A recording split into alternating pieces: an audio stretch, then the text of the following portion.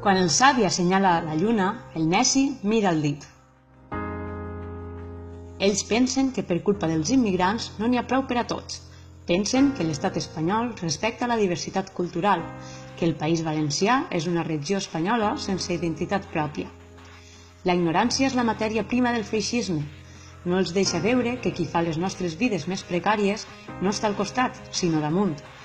Nosaltres ho tenim clar, poble a poble i barri a barri, on el color de la pell, l'orientació sexual o manera de pensar no siguen motius per ser discriminats. La solidaritat ha de ser la insígnia del camí a seguir.